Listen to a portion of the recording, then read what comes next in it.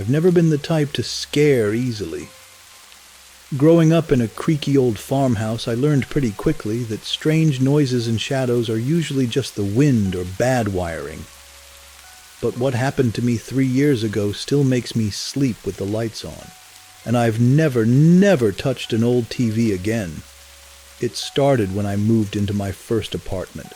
I was broke, fresh out of college, and the only place I could afford was this dingy studio with peeling wallpaper and a weird, musty smell that no amount of candles could fix.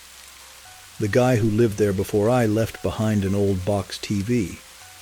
One of those clunky, wood-paneled ones with the knobs you had to twist to change the channel. I was going to toss it, but when I plugged it in, it buzzed to life, showing only static. It was oddly comforting, like having a bit of white noise while I unpacked. I left it on, figuring it was broken but harmless. I even joked to my friend Mia that maybe it was haunted. She laughed and told me, "Just wait till 3 a.m. That's when the ghosts come out." I laughed it off, until the first night. At 3:07 a.m. I woke up.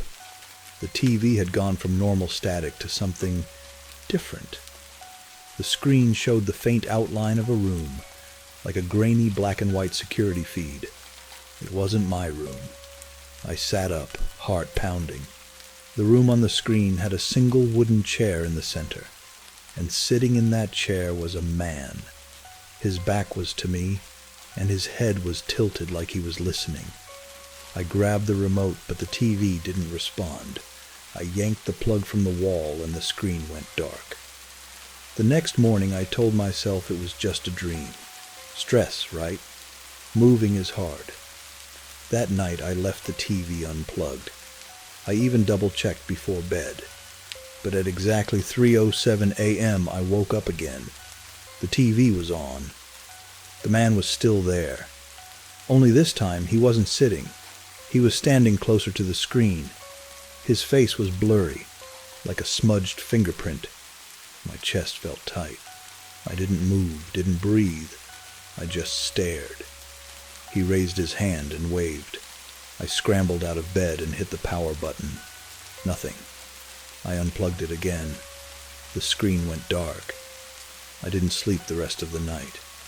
By the third night, I was exhausted but determined to catch him. I set up my phone to record the TV and went to bed with every light in the apartment on. I forced myself to keep my eyes shut, ignoring the buzzing sound that returned at 3:07.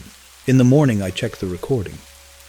The screen was normal static until 3:06. Then the picture shifted to that same room. The man appeared in the chair, just like before. At 3:07, he stood and walked closer. My breath caught when he waved. Then he stepped closer and closer, until his face filled the screen. I froze the frame. His features were still blurred, but his mouth was stretched into a grin, and there was something off about his eyes, just empty white voids.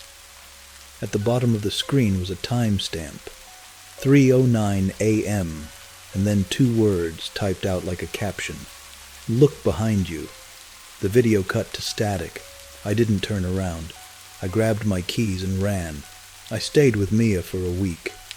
When I finally went back during the day to pack up my stuff, the TV was gone. Just an empty spot on the floor. I moved across the country, changed my number, and never looked back. But every so often, I still wake up at 3:07 a.m., and sometimes, even without a TV in my room, I swear I can hear static crackling from the corner.